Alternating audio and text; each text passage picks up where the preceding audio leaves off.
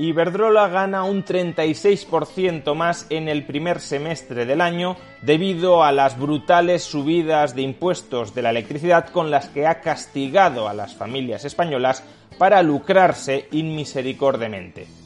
¿Verdad o mentira? Veámoslo.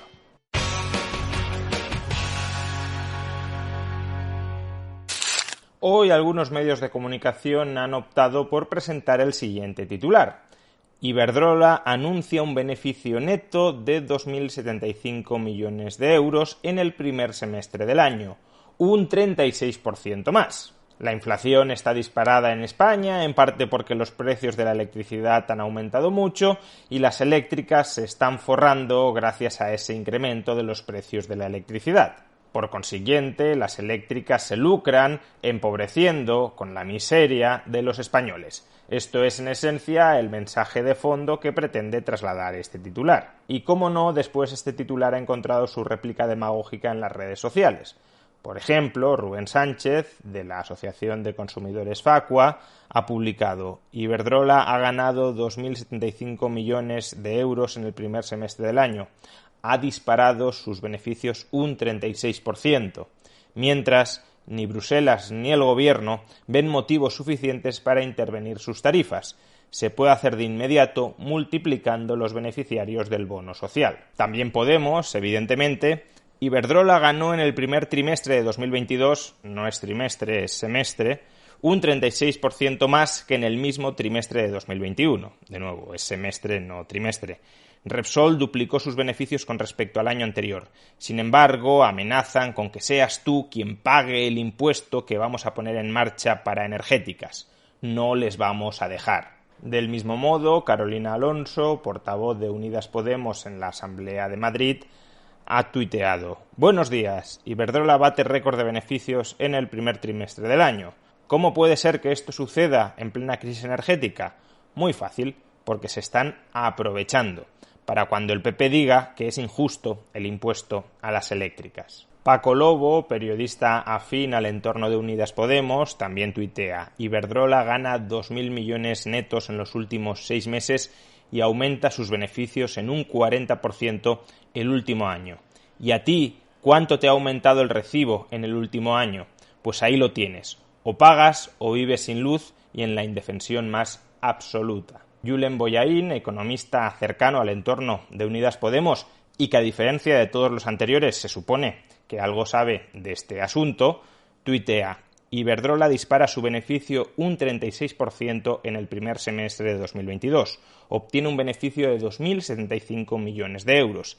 Se espera que sea la empresa que más beneficios tenga del IBEX 35 tanto en 2023 como en 2024. Y también Arnaldo Otegi, coordinador general de EH Bildu, socio parlamentario del gobierno PSOE-Podemos, ha tuiteado sobre esta noticia: unos cerrando ambulatorios, los otros con beneficios escandalosos. Tanto el titular del diario.es como todos los demás tuiteros del entorno político de Unidas Podemos o directamente de Unidas Podemos que han comentado la noticia han omitido una porción muy importante de esta información que el diario.es sí presenta en su subtítulo, pero que el resto de tuiteros no han querido mencionar porque entonces se les vendría abajo toda su narrativa demagógica. Y esa información, como digo, la podemos encontrar en el subtítulo de la noticia del diario.es y es simple y llanamente: la eléctrica asegura, no es que lo asegure, es que así aparece en su informe semestral, la eléctrica asegura que las ganancias se deben al buen comportamiento en el extranjero y afirma que sus resultados han caído un 26% en España. Es decir, que Iberdrola no gana más dinero en España en el primer semestre del año, sino que ha ganado menos dinero. Con respecto al primer semestre de 2021, sus beneficios netos atribuibles a España se han contraído en un 26%. Sin embargo, si nos quedáramos solo en este otro titular, que los beneficios netos de Iberdrola en España han caído en un 26%, tampoco profundizaríamos demasiado en la realidad. ¿Por qué motivo? Pues porque si leemos el informe semestral de Iberdrola, comprobaremos que esa caída de sus beneficios netos en España es atribuible a una partida extraordinaria. es decir, a un elemento que no es ordinario, que no aparece regularmente en su actividad generadora de beneficios y, por tanto, cabe atribuirlo a algo excepcional, tal como podemos leer. En España, el margen bruto cae un 21,3% hasta 788 millones de euros, debido a un extraordinario relacionado con una decisión judicial y una orden regulatoria sobre determinados activos.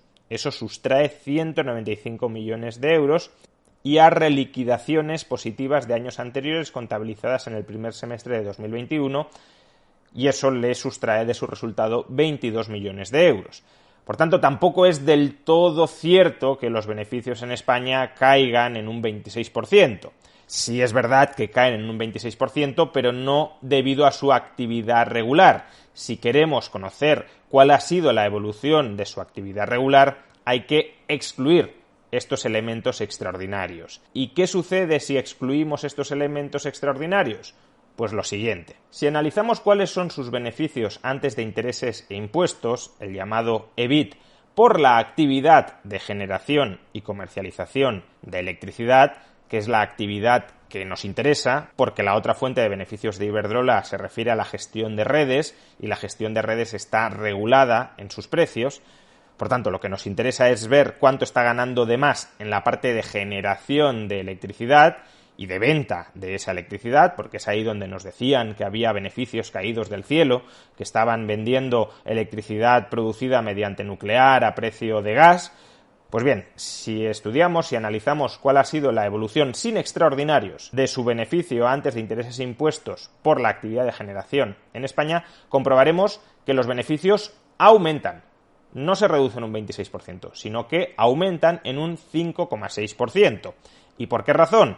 Pues porque su cifra de negocios, sus ingresos, sus ventas aumentan mucho, en un 52%, pero a pesar de este muy notable incremento en los ingresos, en las ventas, atribuible, claro, al más alto precio de la electricidad, su margen bruto no se dispara. El margen bruto, es decir, lo que le queda a Iberdrola de ingresos después de deducir los gastos de generación de electricidad, apenas crece un 4,9%, del 52% al 4,9%. ¿Por qué? Pues porque sus ingresos aumentan, pero sus gastos de generación de electricidad también aumentan casi tanto como sus ingresos, de modo que el margen bruto crece un 4,9%.